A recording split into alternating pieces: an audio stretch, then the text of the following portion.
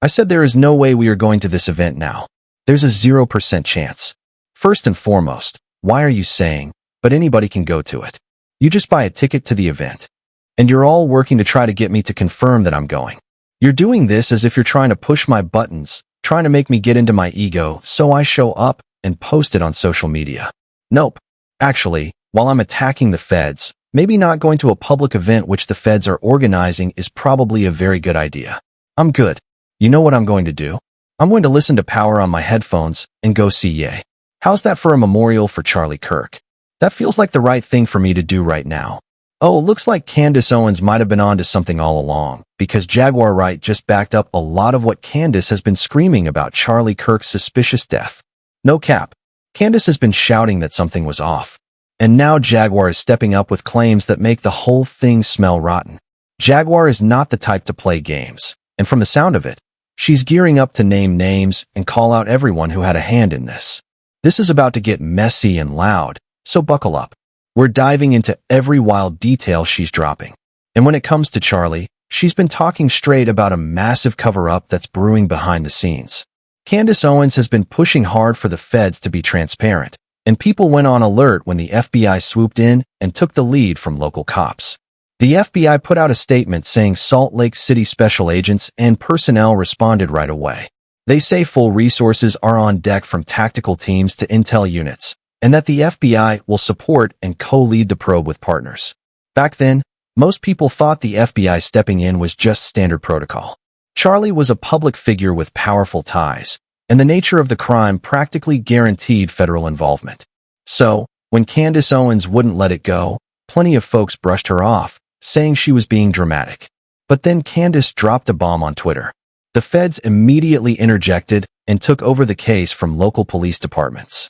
If they had wanted to catch Charlie's killer, they would have immediately publicized all pictures and videos, and the internet would have solved it in minutes. The desire was never there. She didn't stop there.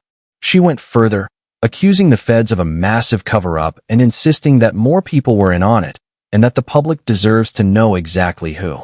She's saying a lot of schools tie back to Discord chat, like there's a whole underground scene popping up, and she wants to know who's running the show. She even accused the feds of messing with the probe, retweeting this exact post. I guarantee the FBI was in that Discord server, and that's why we won't get it before it's been scrubbed. Those are explosive claims, and she's framing them as proof the case was tampered with.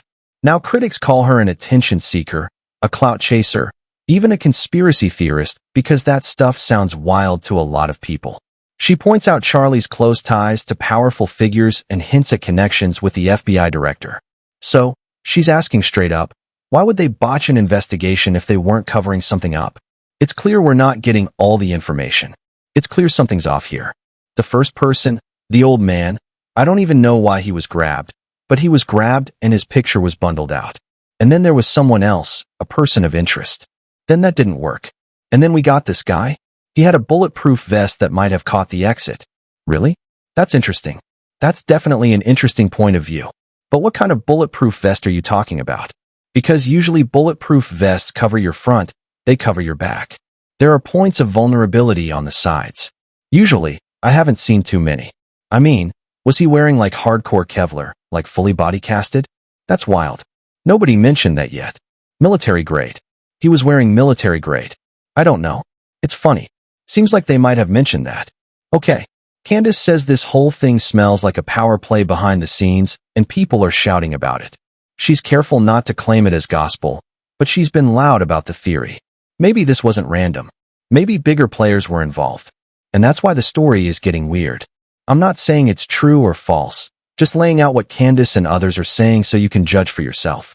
Candace even claimed that just weeks before Charlie died, he'd run into trouble with some billionaires who allegedly put pressure on him and even threatened him.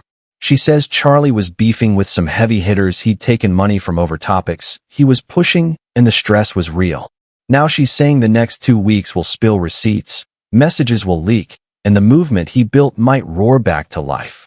She even retweeted a post claiming Charlie was about to lose his last big donor because he refused to ban Tucker Carlson from events.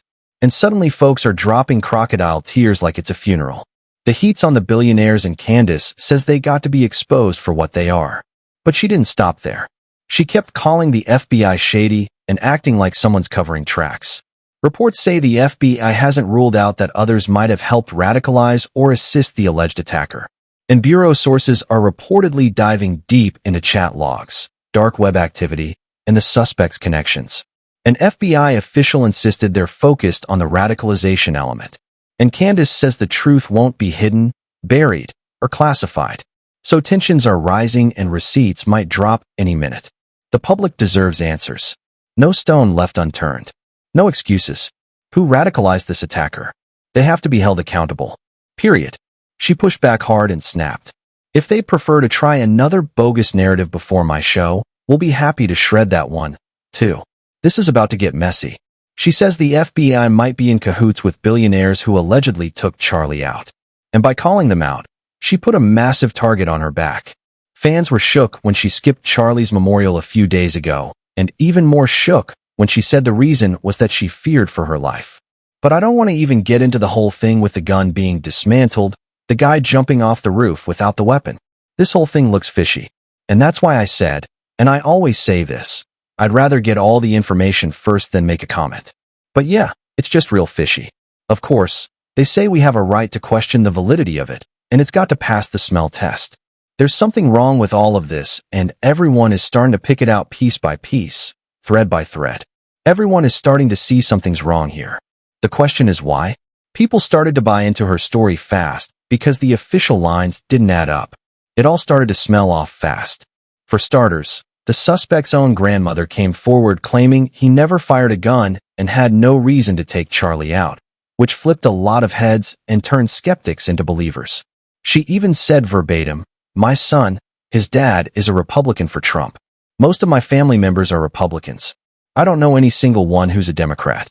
I'm just so confused. I don't think he ever shot."